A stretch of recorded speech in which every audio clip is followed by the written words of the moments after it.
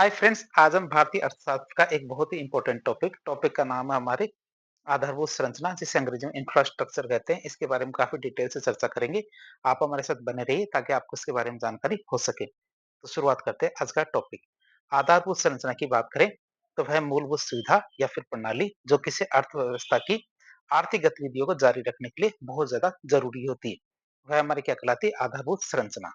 यह क्या होती है? पूंजी स्टॉक का एक हिस्सा होती है। क्या? पूंजी स्टॉक का वह हिस्सा जो हमारे उत्पादकता के विकास और मानव विकास में बहुत ही महत्वपूर्ण भूमिका निभाती है। ये हमारी आधारभूत संरचना होती है।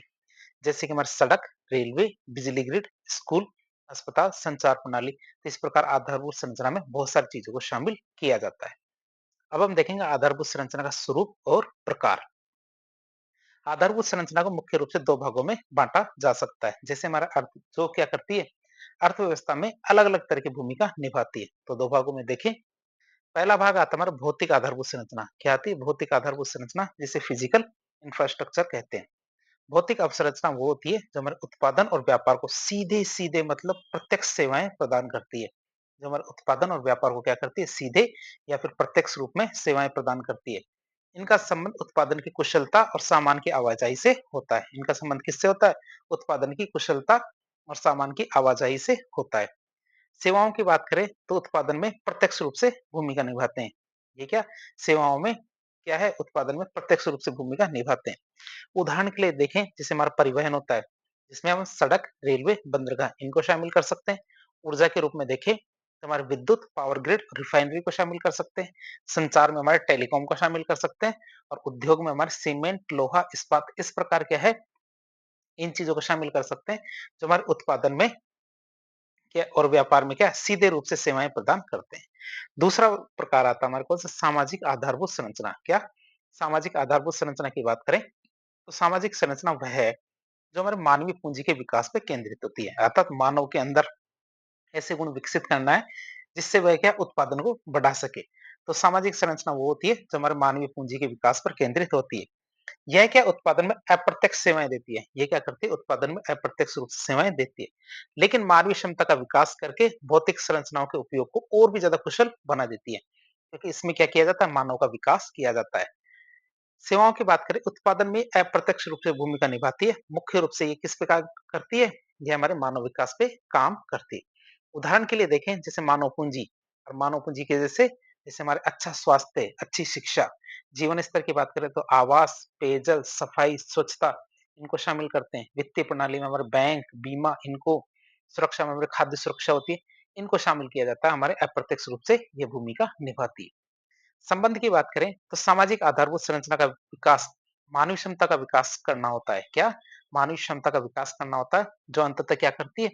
भौतिक आधारभूत संरचना का उपयोग करके उत्पादन और उत्पादकता को बढ़ाती है। अब हम देखेंगे अर्थव्यवस्था में आधारभूत संरचना का क्या महत्व है। इसके महत्व क्यों? क्योंकि इसको इतना पढ़ रहे हैं, इसका कोई तो महत्व होना चाहिए। तो आधारभूत संरचना का विकास किसी भी देश की अर्थव्यवस्था के लिए रीढ़ की हड्डी की तरह काम करता है। क्यों? क्योंकि यह उत्पादन, व्यापार और जीवन स्तर को सीधे सीधे प्रभावित करता है। इसलिए ये क्या एक तरह की रीढ़ की हड्डी की तरह काम करता है। बात करें इनके लाभ की, तो प्रमुख आर्थिक लाभ जैसे हमारे जुड़ाव और उपलब्धता, मतलब कनेक्टिविटी और अवेलेबिलिटी की बात करें तो लाभ के देख रहे हैं हम। जैसे सड़क, रेलवे, संचार के विकास से क्या होता है? देश के सभी स्थान क्या है? अलग अलग स्थान एक दूसरे से जुड़ते हैं। ये क्या करता है? ग्रामीण उत्पादों को आसानी से शहरी बाजारों तक पहुंचाता है और शहरी उत्पादों को गांवों तक पहुंचाता है, जिससे हमारी वस्तुओं, सेवाओं की उपलब्धता दोनों ही जगह पे बढ़ती रहती है। फिर रोजगार और आय सृजन की बात करें तो बेहतर कनेक्टिविटी से क्या होता है? मांग और आपूर्ति का चक्र तेज हो जाता है, जिससे गांव और शहर दोनों ही स्थानों पर रोजगार सृजन होता है। ग्रामीण उत्पाद क्या आसानी से बिकने से क्या होता है? लोगों की आय में वृद्धि होती है। ग्रामीण लोग शहरों की तरफ पलायन कम से कम होता है।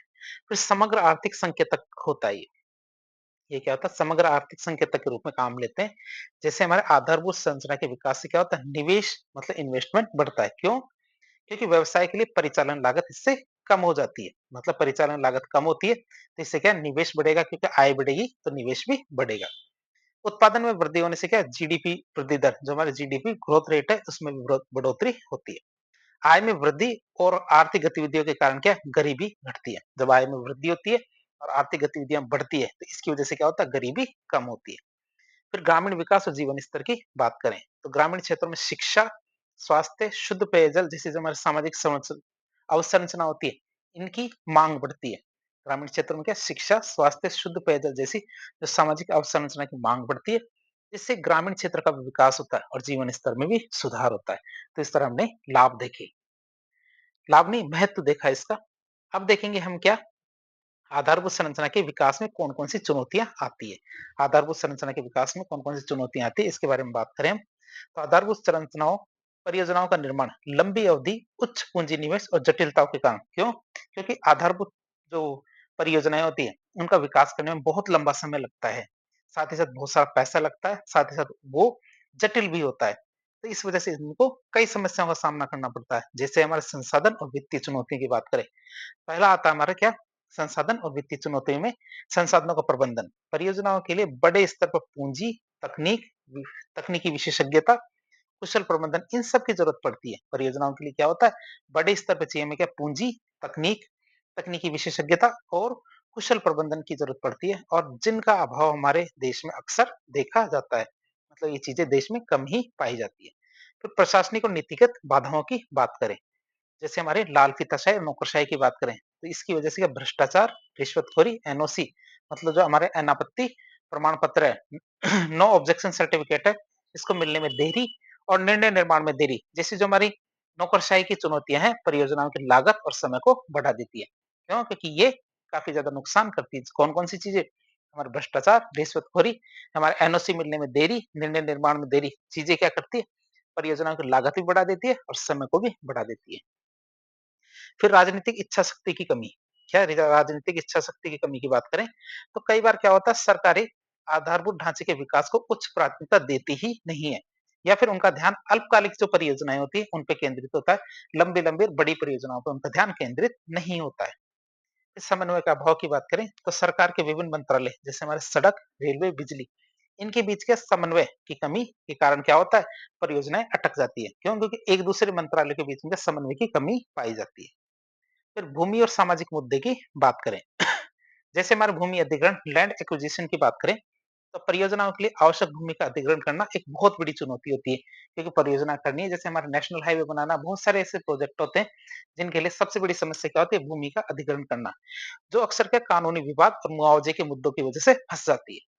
फिर विस्थापन की बात करें, माइग्रेशन की बात करें, कि परियोजनाओं के कारण लोगों के बड़े पैमाने पर विस्थापन से क्यों? क्योंकि लोग एक जगह से दूसरी जगह जाएंगे जमीनें खाली करके, तो उनमें क्या सामाजिक असंतोष पैदा होता है। फिर क्षेत्रीय असमानता की बात करें, तो आधारभूत संरचना का शहरोन्मुखी होना, मतलब जितनी भी आधारभूत संरचनाएं हैं शहरों के अंदर है, शहरों की तरह है। इस वजह से क्या शहर और गांव के बीच में विभेद मतलब अंतर बढ़ता जाता है। ग्रामीण क्षेत्रों से शहरों की ओर प्रवासन प्रोत्साहित होता, मतलब तेजी से बढ़ता है। लोग गांवों को छोड़ छोड़ के शहरों की तरफ आते हैं और शहरों में इनका वजन बढ़ता है। फिर आता है पर्यावरणीय कानूनी मुद्दे। बात करें पर्यावरणीय समस्याओं की, तो आधारभूत संरचना के विकास से क्या होता है, पर्यावरणीय समस्याएं जैसे हमारे ग्लोबल वार्मिंग, बाढ़, भूकंप का जोखिम, तो इस तरह की समस्याएं बढ़ती है। फिर जटिल पर्यावरणीय कानून की बात करें, तो जटिल पर्यावरणीय कानून और न्यायिक सक्रियता, ये क्या करते हैं, अक्सर परियोजनाओं को समय पर शुरू होने या पूरा होने से रोक देती है। कौन कौन सी चीजें? जैसे हमारी जो पर्यावरणीय कानून है, न्यायिक सक्रियता है, ये चीजें कई बार क्या है, बड़ी बड़ी परियोजनाओं में रोड़े अटका देती है, इस वजह से वो रुक जाती है। अब आती है हमारी परियोजनाओं के कार्यान्वयन में समस्याएं। पांचवी दिक्कत की बात करें, परियोजनाओं में देरी की बात करें, तो उपरोक्त सभी कारणों से परियोजनाओं में अनावश्यक रूप से देरी होती है, जिससे उनकी अनुमानित लागत भी कई गुना बढ़ जाती है। इस शुरुआत में तो वह 200 करोड़ में बनने के लिए तैयार हो मान लो, तो वो होते 400 करोड़ तक चला जाता है। फिर सार्वजनिक निजी भागीदारी जो पीपीपी मॉडल है, इसका अभाव पाया जाता है। तो पीपीपी के उचित और संतुलित मॉडल के अभाव के कारण क्यों? क्योंकि सही मॉडल नहीं मिलने की वजह से सरकार और निजी क्षेत्र के बीच में विवाद उत्पन्न होते रहते हैं। तो हमने देखा कि जो आधारभूत संरचनाओं के विकास में कौन कौन सी समस्याएं आती है या फिर कौन कौन सी चुनौतियां हैं। अब चुनौतियां तो ठीक है, लेकिन सरकार इसके लिए बहुत सारे प्रयास कर रही है। आपसे पूछा जाए, आपको बताना है कि आधारभूत संरचना के विकास के लिए सरकार कौन कौन से प्रयास करे। तो पहली चीज आती है हमारे एकीकृत योजना और वित्त पोषण के पहल, मतलब सरकार इस क्षेत्र में कैसे काम कर रही है। तो ये योजनाएं क्या करती है, बुनियादी ढांचे के वित्त पोषण, समन्वय और दीर्घकालिक निवेश पर केंद्रित होती है। जैसे एक योजना हमारे राष्ट्रीय अवसंरचना पाइपलाइन परियोजना, जिसे एनआईपी भी कहते हैं, जिसका उद्देश्य क्या है कि वित्त वर्ष 2020 से 25 के लिए देश में 100 लाख करोड़ से अधिक के कितने 100 लाख करोड़ से अधिक के बुनियादी ढांचे के निवेश की पहचान करना कि किन-किन क्षेत्रों में हम निवेश कर सकते हैं। उनको प्राथमिकता देना, उसे क्रियान्वित करना जिससे कि हमारे आर्थिक विकास को बढ़ावा मिले। परियोजना का नाम है राष्ट्रीय अवसंरचना पाइपलाइन परियोजना जिसे एनआईपीवी कहते हैं। दूसरी आती है हमारे राष्ट्रीय मुद्रीकरण पाइपलाइन जिसे एनएमपीवी कहते हैं। उद्देश्य क्या है? सरकार की जो अप्रयुक्त सार्वजनिक परिसंपत्तियां हैं, मतलब सरकार की जैसे सड़कें, रेलवे स्टेशन, गैस पाइपलाइन, तो ऐसे करके बहुत सारी ऐसी जगह है जहाँ काम नहीं आ रही। जैसे रेलवे स्टेशन है, रेलवे स्टेशन के आसपास की बहुत सारी भूमि रेलवे की काम नहीं आ रही होती है। या बहुत सारी ऐसी जैसे गैस पाइपलाइन है, गैस पाइपलाइन को ऊपर और नीचे की जगह खाली रहती है, वह उसको काम में नहीं लेती है। सड़कों की बात करें तो सड़कों के आसपास की जमीन खाली रहती है। तो ये जो हमारी अप्रयुक्त सार्वजनिक परिसंपत्तियां हैं, इनसे निजी क्षेत्र के माध्यम से राजस्व जुटाना, मतलब उनको किराए पे देना, किराए पे देके और राजस्व को इकट्ठा करना। और जो एक पैसा इकट्ठा होगा, उसका उपयोग नए बुनियादी ढांचे के निर्माण के लिए करना। ये हमारे राष्ट्रीय मुद्रीकरण पाइपलाइन के अंतर्गत आता है। फिर आता है प्रधानमंत्री गति शक्ति परियोजना, जिसे पीएम गति शक्ति परियोजना भी कहते हैं। बात करें इसकी, इसका उद्देश्य क्या है? तो इसके अंतर्गत 16 विभिन्न मंत्रालयों को पहले क्या एक समस्या आपने चुनौतियों में देखी थी कि सबसे बड़ी चुनौती ये आती है कि अलग-अलग मंत्रालयों से समन्वय की कमी। इस कमी को दूर करने के लिए एक योजना आई प्रधानमंत्री गति शक्ति योजना। इसमें क्या होता है 16 अलग-अलग मंत्रालयों को एक साथ लाके मतलब एक ही प्लेटफॉर्म पे लाके बुनियादी ढांचे की परियोजनाओं की योजना को और कार्यान्वयन में समन्वय स्थापित करना है। कोई परियोजना जिससे संबंधित कोई भी अलग-अलग विभाग ये सब क्या होंगे एक ही मंच पे आ जाएंगे जिससे उनमें लगने वाले समय और मूल्य उसमें उसमें जो देरी होती है उसको कम किया जा सके। जिससे परियोजना में आवश्यक देरी कम समाप्त होगी और उसमें गति आएगी। इसलिए परियोजना का नाम है गति शक्ति परियोजना। अगली योजना आती है हमारी कौन सी? राष्ट्रीय निवेश और आधारभूत संरचना निधि जिसे एनआईआईएफ कहते हैं। बात करें इसकी तो देश में जो आधारभूत परियोजनाएं होती है उनके लिए दीर्घकालिक पूंजी मतलब लॉन्ग टर्म कैपिटल जुटाने के लिए एक सरकार समर्थित निवेश मंच के रूप में कार्य किया जाता है। इसके लिए दीर्घकालिक पूंजी जुटाने के लिए सरकार समर्थित मंच है कि ये पैसा देता है। एनआईआईएफ क्या करता है परियोजनाओं में और वो परियोजना कैसी दीर्घकालिक पूंजी परियोजना उनके लिए पैसा देता है। फिर औद्योगिक गलियारों की बात करें तो आर्थिक विकास के लिए समर्पित औद्योगिक और परिवहन हब विकसित करना जो प्रमुख शहरों और बंदरगाहों को जोड़ते हैं। तो इस तरह मैंने पहले पॉइंट में देखी कौन सी परियोजना है तो हमारी एकीकृत योजना और वित्त पोषण की पहल है। अब हम देखेंगे कौन सी परिवहन और कनेक्टिविटी की योजनाओं की। परिवहन कनेक्टिविटी की योजनाओं की बात करें तो ये योजना क्या करती है सड़क, रेल और हवाई संपर्क को बेहतर बनाने पे केंद्रित है। जैसे एक योजना आई थी हमारी भारतमाला परियोजना 2017 में। उद्देश्य क्या था कि देश भर में राष्ट्रीय राजमार्गों, आर्थिक गलियारों का विकास करना, सीमा और तटीय क्षेत्रों में सड़कों का निर्माण करना और कनेक्टिविटी को बढ़ाना। ये थी हमारी भारतमाला परियोजना 2017 में आई थी। एक आई थी हमारी सागरमाला परियोजना, ये हमारे 2015 में आई थी।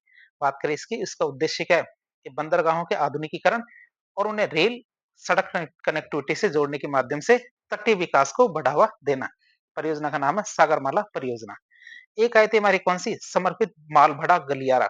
बात करें इसके डेडिकेटेड फ्रेट कॉरिडोर्स, हमारे 2006 में आए थे। इसका उद्देश्य क्या था यात्री ट्रेनों से अलग मतलब जो हमारे पैसेंजर ट्रेन है उनके अलावा जो हमारे मालगाड़ी है उनके लिए विशेष रेल लाइनें बिछाना कि उसमें हमारे यात्री या यात्री ट्रेनें हैं वो नहीं जाएगी, केवल केवल कौन जाएंगी ये मालगाड़ियां जाएंगी ताकि माल ढुलाई की दक्षता और उसकी गति बढ़ाई जा सके ताकि उसमें बार बार रोका ना जाए। फिर बात करें प्रधानमंत्री ग्राम सड़क योजना की बात करें तो ये 2000 के अंदर आई थी। उद्देश्य क्या था ग्रामीण क्षेत्रों को हर मौसम में काम आने वाली सड़कों से जोड़ना। ग्रामीण क्षेत्रों को किससे जोड़ना हर मौसम में काम आने वाली सड़कों से जोड़ना। फिर उड़ान योजना की बात करें हमारे 2017 में आई थी जिसका फुल फॉर्म था उड़े देश का आम नागरिक या उड़े देश का आम नागरिक की योजना थी उड़ान योजना। उद्देश्य क्या था हवाई जो क्षेत्रीय हवाई कनेक्टिविटी है उसको बढ़ावा देना, हवाई यात्रा को क्या आम नागरिक या आम नागरिकों के लिए सस्ता बनाना। उड़े देश का आम नागरिक उड़ान योजना। फिर आई थी कृषि उड़ान योजना, ये हमारे 2020 में आई थी। इसका उद्देश्य क्या था कृषि उत्पादों के परिवहन में सहायता के लिए, किसके लिए कृषि उत्पादों के परिवहन में सहायता के लिए हवाई जो परिवहन सुविधा है उसको बढ़ावा देना, खास करके हमारे पूर्वोत्तर और जनजातीय क्षेत्रों में।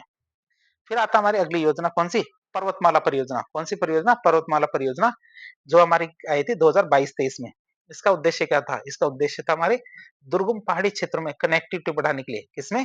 दुर्गम जो हमारे पहाड़ी क्षेत्र है, जहाँ हमारी सड़कें आसानी से नहीं जा सकती, उन क्षेत्रों में कनेक्टिविटी बढ़ाने के लिए रोपवे का विकास करना। इसी के तहत हमारे जो सुंदर माता मंदिर है, वहाँ पे रोपवे बनाया गया था। ऐसे करके बहुत सारे रोपवे बनाए गए हैं।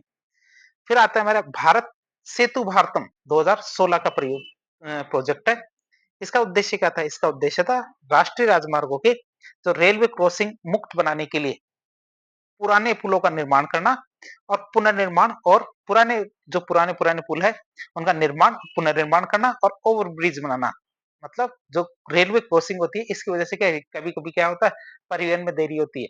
इसलिए रेलवे क्रॉसिंग में या तो ऊपर से पुल या फिर नीचे से पुल, नीचे से क्या कहते हैं ना उसे, सबवे, तो कैसे भी करके क्या कनेक्टिविटी को बढ़ाया जाएगा। ये थी हमारी सेतु भारतम परियोजना 2016 की, जो रेलवे क्रॉसिंग मुक्त करना है।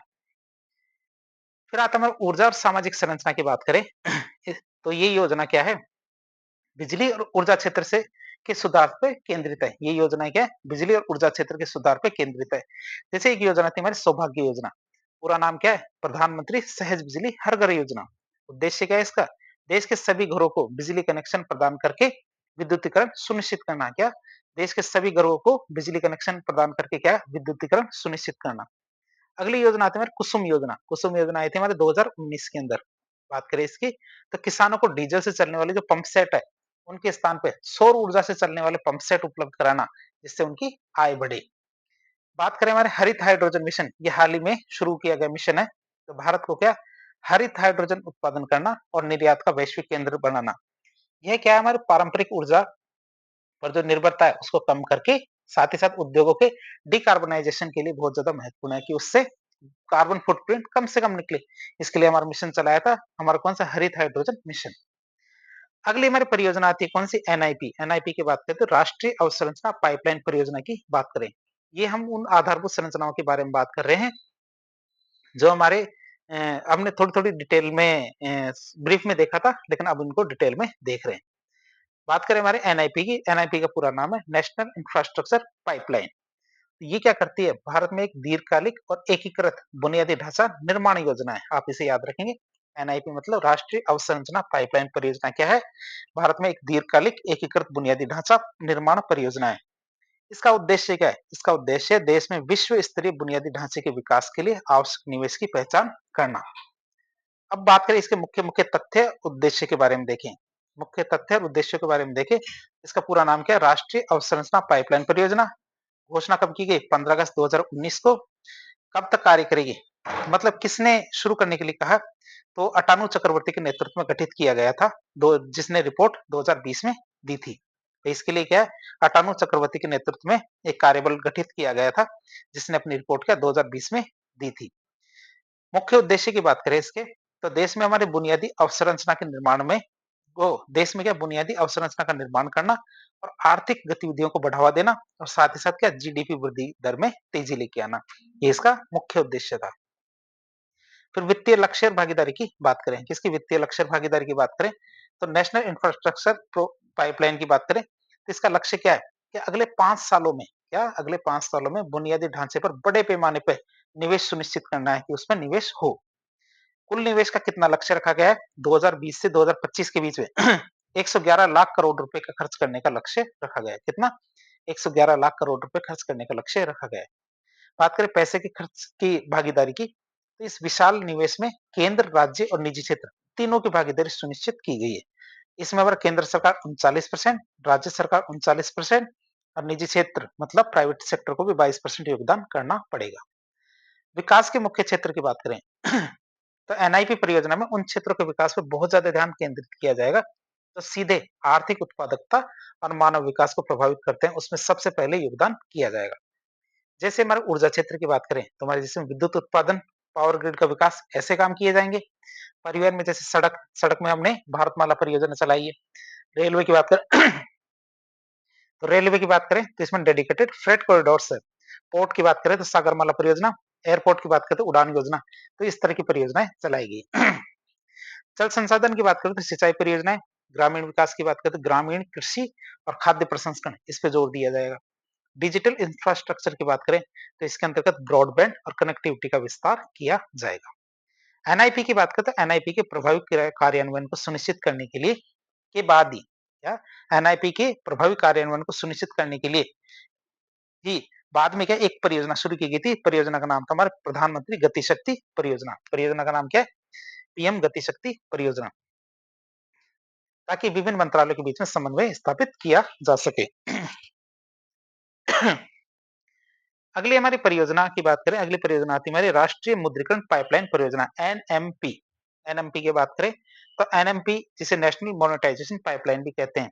तो नेशनल मोनेटाइजेशन पाइपलाइन एक दीर्घकालिक योजना है, एक छोटी नहीं बहुत लंबे समय के लिए परियोजना बनाई गई है, जिसके तहत क्या सरकार अपनी वर्तमान जो अप्रयुक्त और कम उपयोग में आ रही परिसंपत्तियां हैं, इनको निजी क्षेत्र को समयबद्ध लीज मतलब टाइम बाउंड लीज के पर देकर मतलब किराए पर देकर राजस्व जुटाती है। बात करें योजना के बारे में तो इसका पूरा नाम है राष्ट्रीय मुद्रीकरण पाइपलाइन। घोषणा की बात करें 2021-22 के बजट में भारत के वित्त मंत्री ने इसको शुरू करने की बात की थी। कार्य की बात करें तो 4 साल के लिए ये योजना चालू थी, वित्त वर्ष 2022 से 2025 तक। राजस्व के लक्ष्य की बात करें तो इसके तहत 6 लाख करोड़ रुपए का लक्ष्य रखा गया था कि हम इतना इकट्ठा कर लेंगे राजस्व। प्राथमिक उद्देश्य की बात करें, जो ब्राउनफील्ड परियोजना है, ब्राउनफील्ड परियोजना 2 तरह की परियोजना होती है, एक तो हमारी ग्रीनफील्ड परियोजना होती है, एक ब्राउनफील्ड परियोजना होती है। ग्रीनफील्ड का मतलब होता है बिल्कुल नई परियोजना। ब्राउनफील्ड परियोजना का मतलब जो पहले से चालू है, ऐसी परियोजना जो पहले से चालू है, उनको ब्राउनफील्ड परियोजना कहते हैं। तो इन परियोजनाओं में निजी क्षेत्र को शामिल करना।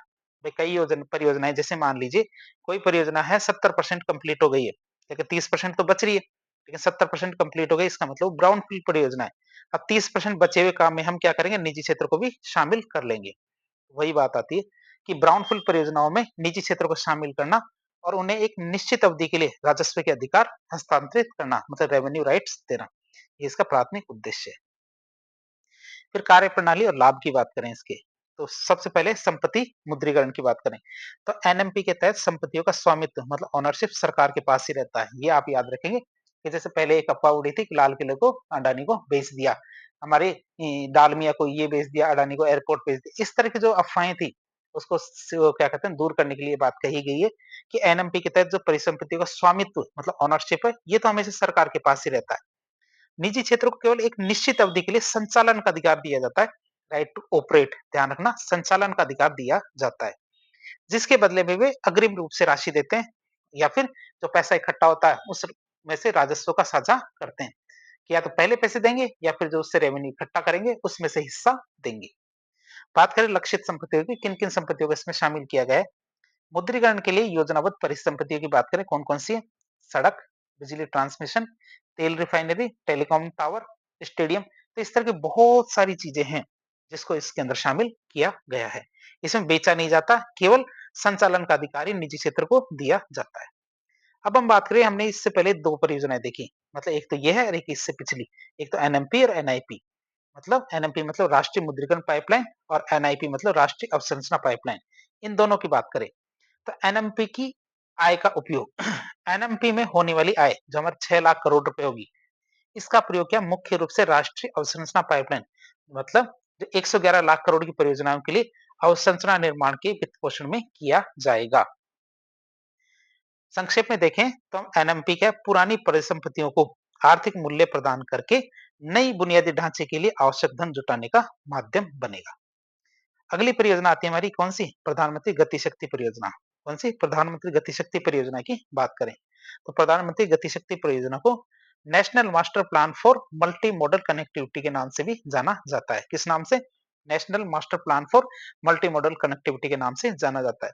और ये भारत सरकार की एक एकीकृत पहल है जिसका उद्देश्य क्या है, बुनियादी ढांचे के विकास को समग्र और समन्वित तरीके से बढ़ावा देना। क्या करना है इसका उद्देश्य, कि बुनियादी ढांचे के विकास को समग्र और समन्वित तरीके से बढ़ावा देना।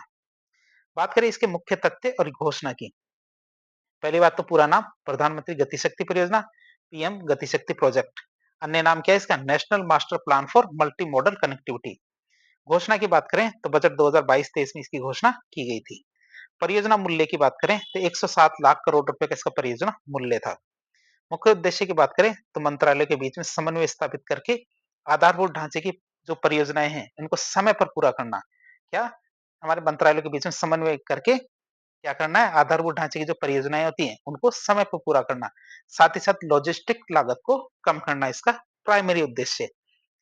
बात करें मैं डिजिटल प्लेटफॉर्म समन्वय की, तो पीएम गतिशक्ति पोर्टल का निर्माण किया गया है। इसके लिए क्या किया गया, पीएम गतिशक्ति पोर्टल का निर्माण किया गया है। बात करें इसकी, तो यह पोर्टल क्या करेगा, यह योजना, इस योजना के तहत 22 मंत्रालय और विभागों को, कितने 22 मंत्रालय और विभागों को एक डिजिटल प्लेटफॉर्म मतलब पीएम गतिशक्ति पोर्टल के माध्यम से जोड़ा गया था। बात करें एक समग्र योजना होलिस्टिक प्लानिंग की बात करें, तो इस एकीकरण से क्या होगा, 22 मंत्रालय जब एक साथ आ जाएंगे, इस एकीकरण से क्या होगा, सभी विभागों को दूसरे विभागों की परियोजनाओं के बारे में वास्तविक समय की जानकारी मिलेगी कि यहाँ से एनओसी कितने समय मिल जाएगा और यहाँ से अप्रूवल कहाँ कितने समय में मिल जाएगा। इन सब की जानकारी वास्तविक समय मतलब रियल टाइम में मिल जाएगी, जो ये सुनिश्चित करता है कि सड़कों, रेलवे और गैस पाइपलाइन बिछाने जैसे जो कार्य अलग अलग नहीं बल्कि एक समन्वित योजना होगी। बात करें हमारे प्रमुख लक्ष्य और परिणाम की, तो परियोजना में 2022-23 के बाद के वर्षों के लिए कई बड़े लक्ष्य निर्धारित किए गए। जैसे सड़क की बात करें, तो इसके अंतर्गत 25,000 किलोमीटर के राष्ट्रीय राजमार्गों का कार्य पूरा किया जाएगा। रेलवे की बात करें तो अगले 3 सालों में 400 नई वंदे भारत ट्रेनें बनाई जाएगी। कार्गो टर्मिनल की बात करें तो 100 पीएम गतिशक्ति कार्गो टर्मिनल तैयार किए जाएंगे। पर्वतमाला योजना की बात करें तो राष्ट्रीय रोपवे विकास कार्यक्रम पर्वतमाला के तहत 60 किलोमीटर की लंबाई के लिए क्या 8 रोपवे परियोजनाएं शुरू की जाएगी। तो ये हमारे कुछ है जो लक्ष्य हैं प्रधानमंत्री गतिशक्ति परियोजना के। अब बात करेंगे हम प्रधानमंत्री गतिशक्ति के 7 इंजन। प्रधानमंत्री गतिशक्ति के तहत बुनियादी ढांचे के विकास पर बहुत ज्यादा जोर दिया जा रहा है और इसके लिए क्या प्रमुख रूप से 7 क्षेत्र मतलब जिनको इंजन है कह सकते हैं, इनकी पहचान की गई है जिन पे कार्य किया जाएगा। जैसे हमारा सड़क, रेलवे, एयरपोर्ट, पोर्ट, जलमार्ग जलमार्ग, सार्वजनिक परिवहन, लॉजिस्टिक अवसंरचना। तो ये हमारे 7 प्रमुख इंजन या क्षेत्र जिनमें प्रधानमंत्री गतिशक्ति परियोजना के तहत कार्य किया जा रहा है। अब हम देखेंगे भारत के प्रमुख औद्योगिक गलियारों के बारे में। बात करें औद्योगिक गलियारे होते क्या है, सबसे पहले ये देखते हैं। औद्योगिक गलियारे एक ऐसे विशेष क्षेत्र होते हैं जिन्हें क्या आर्थिक विकास को बढ़ावा देने के उद्देश्य से प्रमुख औद्योगिक और व्यापार केंद्रों के बीच में विकसित किया जाता है। क्या, किसके लिए, आर्थिक विकास को बढ़ावा देने के लिए उद्देश्य से क्या प्रमुख औद्योगिक और जो व्यापार केंद्र होते हैं उनके बीच में विकसित किया जाता है, जहां हमारे औद्योगिक स्थापित किए जाते हैं। बात करें भारत के प्रमुख औद्योगिक गलियारों के बारे में, जैसे एक है हमारा डीएमआईसी। डीएमआईसी की बात करें पूरा नाम है दिल्ली मुंबई औद्योगिक गलियारा, मतलब दिल्ली मुंबई इंडस्ट्रियल कॉरिडोर की बात करें तो हमारे उत्तर प्रदेश, दादरी उत्तर प्रदेश से हरियाणा, राजस्थान, मध्य प्रदेश, गुजरात, महाराष्ट्र, तो जवाहरलाल नेहरू जो पोर्ट है महाराष्ट्र का, वहां तक जाता है हमारे कौन सा डीएमआईसी। बीएमआईसी की बात करें बेंगलुरु मुंबई औद्योगिक गलियारा, इसमें हमारे 2 राज्य हैं कर्नाटक, महाराष्ट्र। सीबीआईसी की बात करें चेन्नई बेंगलुरु औद्योगिक गलियारा की बात करें तो इसमें हमारा आंध्र प्रदेश, कर्नाटक, तमिलनाडु और केरला, ये हमारे राज्य शामिल है। बात करें एकेआईसी, एकेआईसी की बात करें अमृतसर कोलकाता इंडस्ट्रियल कॉरिडोर या औद्योगिक गलियारा, इसमें हमारे पंजाब, हरियाणा, उत्तर प्रदेश, उत्तराखंड, बिहार, झारखंड और पश्चिम बंगाल, ये राज्य शामिल है। फिर वीसीआईसी की बात करें तो विशाखापट्टनम चेन्नई औद्योगिक गलियारा, बात करें इसकी तो पश्चिम बंगाल, उड़ीसा, आंध्र प्रदेश, तमिलनाडु, ये हमारे वीसीआईसी के अंतर्गत आते हैं। केबीआईसी मतलब कोच्चि बेंगलोर औद्योगिक गलियारा, बात करें इसके बारे में कुछ खास सूचना नहीं मिली हमें, इसीलिए हमने साफ लिख दिया। ये वैसे सीबीआईसी का एक छोटा हिस्सा है जो उसको आगे बढ़ा के बनाया गया था।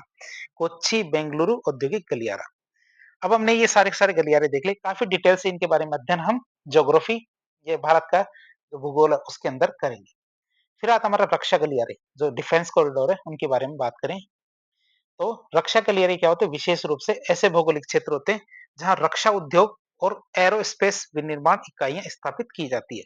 तो कौन से भौगोलिक क्षेत्र जहां हमारे रक्षा उद्योग मतलब डिफेंस इंडस्ट्रीज और एरोस्पेस विनिर्माण इकाइयां हैं वो स्थापित की जाती है, जिससे क्या रक्षा उत्पादन में आत्मनिर्भरता को बढ़ावा मिल सके। अब बात करें कौन कौन से राज्यों में है ये, तो भारत में रक्षा गलियारे वर्तमान में 2 ही राज्यों में विकसित किए जा रहे हैं। एक तो हमारे तमिलनाडु में और एक हमारे उत्तर प्रदेश में, एक साउथ और एक नॉर्थ। फिर बात करें हमारे एक संस्थान की, संस्थान हमारा कौन सा, राष्ट्रीय निवेश और अवसंरचना कोष एनआईआईएफ।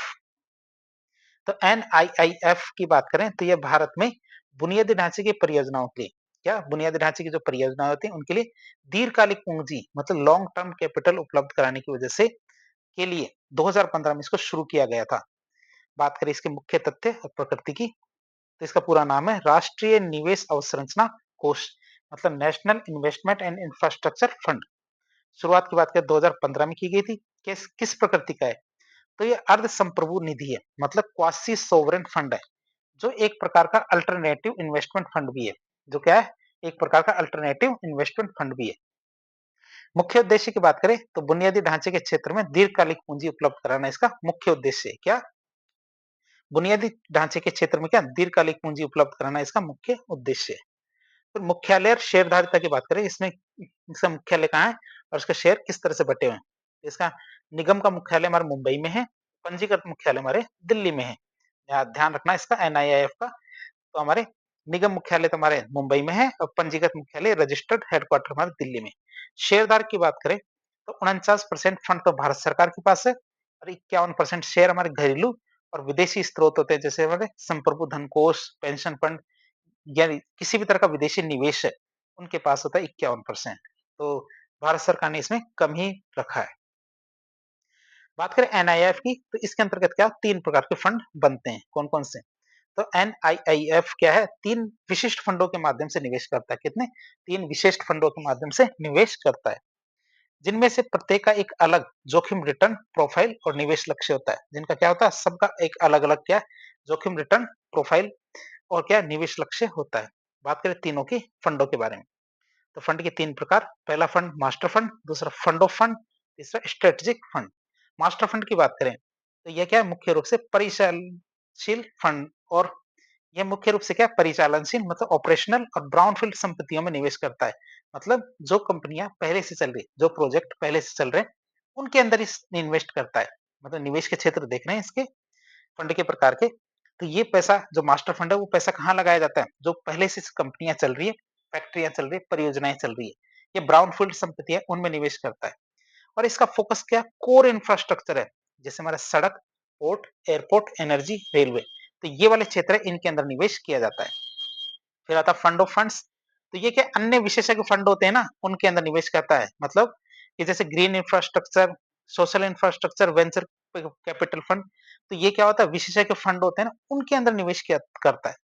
और ये अप्रत्यक्ष रूप से कई परियोजना में निवेश करता है। क्यों? क्योंकि ये पहले फंडों में निवेश करता है और फिर वो फंड क्या करते हैं परियोजनाओं में निवेश करते हैं।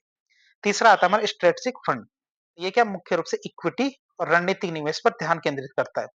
और यह क्या करता है सार्वजनिक क्षेत्र के जो उपक्रम होते हैं पीएसयू होते हैं और जो अन्य शेयर बाजार से जुड़े हुए रणनीतिक निवेश होते हैं उनके अंदर भाग लेता है। कौन सा? Strategic fund. तो हम समझ चुके हैं 3 फंडों के बारे में। बात करें अगली एक योजना, योजना हमारी कौन सी? प्रधानमंत्री सहज बिजली हर घर योजना, जिसको शॉर्ट में कहते हैं सौभाग्य योजना। पूरा नाम क्या है? प्रधानमंत्री सहज बिजली हर घर योजना। सौभाग्य योजना क्या भारत सरकार के द्वारा शुरू की गई एक राष्ट्रीय पहल है, जिसका मुख्य लक्ष्य क्या है? देश के सभी इच्छुक परिवार को बिजली कनेक्शन प्रदान करना। भाई ऐसे नहीं जबरदस्ती बिजली नहीं देने, जिन जिनको बिजली कनेक्शन चाहिए उनको बिजली कनेक्शन उपलब्ध कराना। और ऐसा करके क्या सार्वभौमिक घरेलू विद्युतीकरण प्राप्त करना है कि ऐसा देश का एक भी क्षेत्र नहीं होना चाहिए जहां बिजली नहीं पहुंची। बात करें इसके मुख्य तथ्य और शुरुआत की, तो अन्य नाम क्या है इसका? सौभाग्य योजना। शुरुआत की तिथि की बात करें तो 25 सितंबर 2017 को इसको शुरू किया गया था। शुभारंभ किसने किया? हमारे श्री नरेंद्र मोदी ने नई दिल्ली में दीन दयाल ऊर्जा भवन से। प्रेरणा की बात करें तो पंडित दीनदयाल उपाध्याय के जन्म शताब्दी समारोह के अवसर पर इसको शुरू किया गया था। कार्यान्वयन मंत्रालय की बात करें तो भारत सरकार का जो विद्युत मंत्रालय है इसने इसका कार्यान्वयन मंत्रालय। नोडल एजेंसी की बात करें तो हमारे ग्रामीण विद्युतीकरण निगम लिमिटेड आरईसी की बात करें तो ये 22 सितंबर 2022 को महारत्न कंपनी का दर्जा प्राप्त कर चुकी है। कौन सी? ग्रामीण विद्युतीकरण निगम लिमिटेड आरईसी, ये इसकी नोडल एजेंसी है। कवरेज की बात करें तो भारत के ग्रामीण और शहरी दोनों क्षेत्रों में बिजली कनेक्शन प्रदान करना इसका कवरेज है, मतलब इसका क्षेत्र है। तो बात करें इसके वित्तीय प्रावधान और लक्ष्य की, इस योजना की वित्तीय प्रावधान और लक्ष्य की बात करें तो सौभाग्य योजना का उद्देश्य गरीबों और गैर गरीबों दोनों को ही आसानी से बिजली कनेक्शन उपलब्ध कराना था। बात करें गरीबी की तो हमारे बीपीएल आते हैं इसके अंदर। तो बीपीएल को तो हमारे क्या मुफ्त बिजली कनेक्शन दिया जाता है। बीपीएल को क्या मुफ्त बिजली कनेक्शन दिया जाता है। और एपीएल की बात करें जो अबव पॉवर्टी लाइन है, इनके कनेक्शन के लिए ₹500 का शुल्क देना होता था, जिसे हमारे डिस्कॉम के द्वारा 10 मासिक किस्तों में वसूल किया जाता था। मतलब जो बिजली का बिल आएगा, उसमें 50-50-50 रुपए करके 10 किस्तों के अंदर ₹500 का शुल्क लगता था। अब बात करें इसके मुख्य लक्ष्यों की। मुख्य लक्ष्य की बात करें, तो इस योजना के महत्वाकांक्षी लक्ष्य थे, जैसे हमारे वर्ष 2018 तक भारत के हर गाँव तक बिजली पहुँचाना, 2022 तक हर घर तक बिजली पहुँचाना और 2022 तक ही हमारा लक्ष्य था 24/7 मतलब 24 घंटे और सातों दिन बिजली की उपलब्धता सुनिश्चित करना। बात करें इस योजना की विशेषताओं की और इस योजना के लाभ की। सौभाग्य योजना क्या है? केवल बिजली कलेक्श करेक्ट सौभाग्य योजना क्या है? केवल बिजली कनेक्शन देने से कहीं अधिक थी और इसका उद्देश्य क्या है? जीवन की गुणवत्ता में सुधार लाना था। तो पहली विशेषता आती है जीवन की बेहतर गुणवत्ता।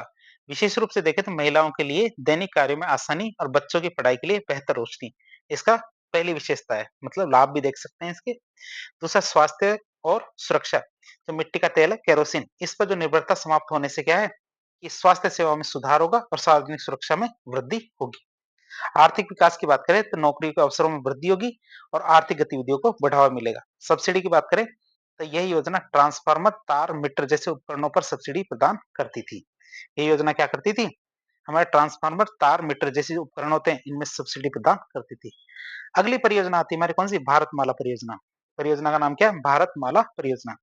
तो भारतमाला परियोजना सड़क परिवहन और राजमार्ग मंत्रालय उसके द्वारा शुरू किया गया एक राष्ट्रीय कार्यक्रम है, जिसका उद्देश्य क्या है? पूरे भारत में सड़क संपर्क की दक्षता को बढ़ाना। पूरे भारत में क्या है? सड़क संपर्क की दक्षता को बढ़ाना इसका मुख्य उद्देश्य है। बात करें मुख्य तथ्य और लक्ष्यों की। शुरुआत कब से हुई? शुरुआत हमारे 2017-18 से हुई थी। कार्यान्वयन मंत्रालय की बात करें तो सड़क परिवहन और राजमार्ग मंत्रालय ने इसको शुरू किया है। अवधि की बात करें तो पहला चरण कब से कब तक? 2017-18 से 2021-22 तक पहला चरण था। बल्कि बात देखें तो परियोजना का कार्यान्वयन अभी भी जारी है, जबकि ये हमारी कब के लिए बनाई गई थी? 2021-22 तक के लिए बनाई गई थी, लेकिन इसका कार्यान्वयन अभी भी चालू है। लागत की बात करें तो 5,35,000 करोड़ रुपए का इसकी कुल लागत तय की गई थी।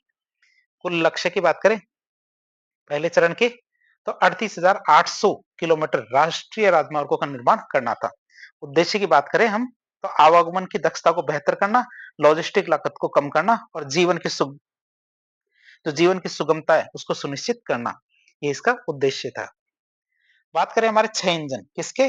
भारतमाला परियोजना के। तो भारतमाला परियोजना के मुख्य घटक या 6 इंजन की बात करें तो ये परियोजना केवल सड़कें बनाने से कहीं अधिक थी। यह क्या विशिष्ट उद्देश्यों के लिए सड़कों का एक रणनीतिक नेटवर्क बनाने पे केंद्रित है। मतलब ऐसा नहीं है कि इसमें केवल सड़कें ही बन रही है, इसमें और भी चीजें बन रही है। जैसे घटकों की बात करें, पहला था हमारा आर्थिक कॉरिडोर, इकोनॉमिक कॉरिडोर की बात करें तो आर्थिक रूप से महत्वपूर्ण उत्पादन और उपभोग केंद्रों के बीच में विस्तृत जुड़ाव प्रदान करना। क्या आर्थिक रूप से महत्वपूर्ण उत्पादन और जो उपभोग केंद्र हैं उनके बीच में विस्तृत जुड़ाव प्रदान करना और इसके लिए क्या 9,000 किलोमीटर की सड़कें तय की गई थी पहले चरण में। फिर इंटर कॉरिडोर फीडर रूट की बात करें तो मुख्य कॉरिडोर को फर्स्ट माइल से लास्ट माइल तक मतलब पहले कोने से दूसरे कोने तक कनेक्टिविटी सुनिश्चित करना मुख्य कॉरिडोर की और इसके लिए 6,000 किलोमीटर का लक्ष्य रखा गया था। राष्ट्रीय कॉरिडोर की दक्षता में सुधार की बात करें तो जो पहले से मौजूदा है, जो मौजूदा राष्ट्रीय कॉरिडोर की क्षमता को बढ़ाना और जो जाम होता है, जाम लगते हैं ना, उसको कम करना। इसके लिए क्या 5,000 किलोमीटर का लक्ष्य रखा गया था बनाने का।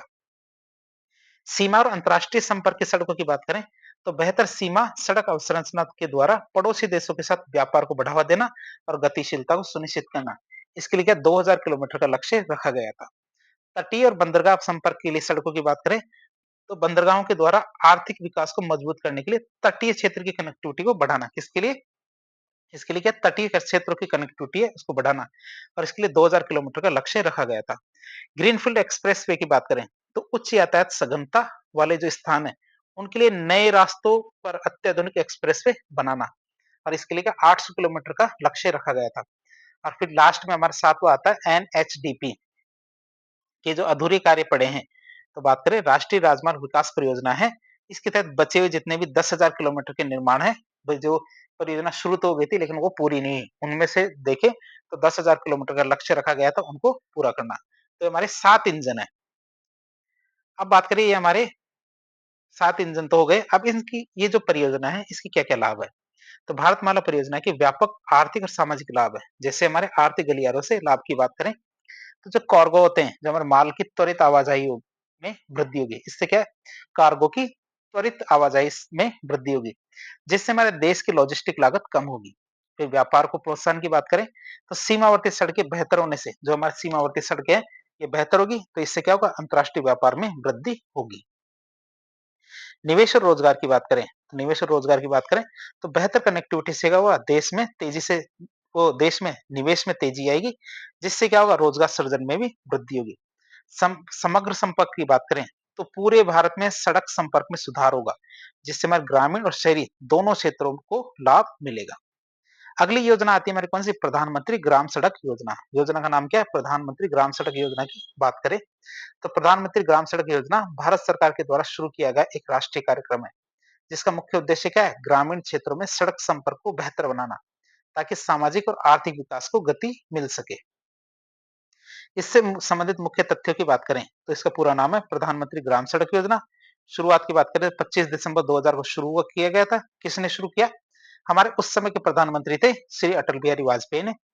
हमारे कार्यान्वयन मंत्रालय की बात करें, तो हमारे ग्रामीण विकास मंत्रालय के अधीन ये कार्य करता है। इसका मुख्य उद्देश्य क्या है कि ग्रामीण क्षेत्रों में 12 मासी सड़कें, मतलब ऑल वेदर रोड्स का एक नेटवर्क स्थापित करना। बात चरणों के विकास विवरण की बात करें, तो प्रधानमंत्री ग्राम सड़क योजना को समय समय पर ग्रामीण कनेक्टिविटी की जो बढ़ती जरूरतें हैं, उसको पूरा करने के लिए विभिन्न चरणों में लागू किया गया है। जैसे हमारे चरणों के अनुसार देखें इसको, तो इसका पहला चरण आता है सन 2000 के अंदर। बात करें अवधि की, तो मुख्य लक्ष्य निर्धारित किया था, जैसे हमारे गांव थे, तो सभी गांवों तक हमारी कनेक्टिविटी होनी चाहिए। दूसरे चरण की बात करें, 2013 के अंदर आता है, तो मौजूदा जो ग्रामीण सड़क नेटवर्क है, उसको उन्नत करने पर केंद्रित था। तीसरे चरण की बात करें, 2019 में आया था। इसकी अवधि क्या है, 2024-25 तक निर्धारित की गई थी, जिसमें क्या हमारे प्रमुख ग्रामीण सड़क संपर्क सड़कें, बाजार और अस्पताल, इनको जोड़ने पर इसका ध्यान केंद्रित था। किसमें, जिस हमारे सड़क, बाजार और अस्पताल, इनको जोड़ने पर इसका ध्यान केंद्रित था। बात करें हमारे कनेक्टिविटी का लक्ष्य की, तो प्रधानमंत्री ग्राम सड़क योजना का मुख्य लक्ष्य क्या है, ग्रामीण क्षेत्रों में सड़क संपर्क से वंचित जो गांव है, उनको जोड़ना, और जिसके लिए क्या आबादी का मानक भी निर्धारित किया गया है। और वो मानक क्या है, सामान्य क्षेत्र के लिए तो 500 या 500 से अधिक आबादी वाले जितने भी असंबद्ध गांव हैं, उनको हम क्या करेंगे, 12 मासी सड़कों से जोड़ेंगे। ये पहला लक्ष्य है।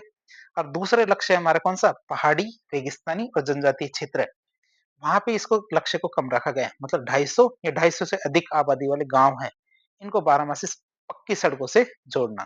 तो दो लक्ष्य निर्धारित किए गए कनेक्टिविटी के, 500 या 500 से अधिक तो सामान्य क्षेत्र के लिए, पहाड़ी, रेगिस्तानी या फिर हमारे जनजातीय क्षेत्र है, वहां 250 या 250 से अधिक की। बात करें योजना के लाभ की, तो प्रधानमंत्री ग्राम सड़क योजना के सफल कार्यान्वयन से ग्रामीण अर्थव्यवस्था और जीवन स्तर पर क्या सकारात्मक प्रभाव पड़ा है। जैसे हमारे बेहतर आवागमन हुआ है, ग्रामीण क्षेत्रों में पक्की सड़कों के निर्माण से क्या हुआ, आवागमन की सुविधा बेहतर हुई है। और आवश्यक सेवाओं से जुड़ाव की बात करें, तो दूरस्थ ग्रामीण क्षेत्रों को अस्पतालों, स्कूलों, बाजारों और अन्य जो महत्वपूर्ण क्षेत्र है, इनसे जोड़ा जा रहा है। आर्थिक विकास की बात करें, तो बेहतर कनेक्टिविटी से कृषि और गैर कृषि उत्पादों को आसानी से बाजार तक पहुंचाया जा सकता है, जिससे हमारे ग्रामीण आय और रोजगार में वृद्धि होती है। इस तरह आज एक लेक्चर के जरिए हमने आधारभूत संरचना के बारे में काफी डिटेल से जानने की कोशिश की। इस प्रकार के इन्फॉर्मेटिव वीडियो देखने के लिए हमारे चैनल से जुड़े। वीडियो यदि पसंद आता है तो वीडियो को लाइक करें, चैनल को सब्सक्राइब करें, अपने दोस्तों के साथ शेयर करें। धन्यवाद।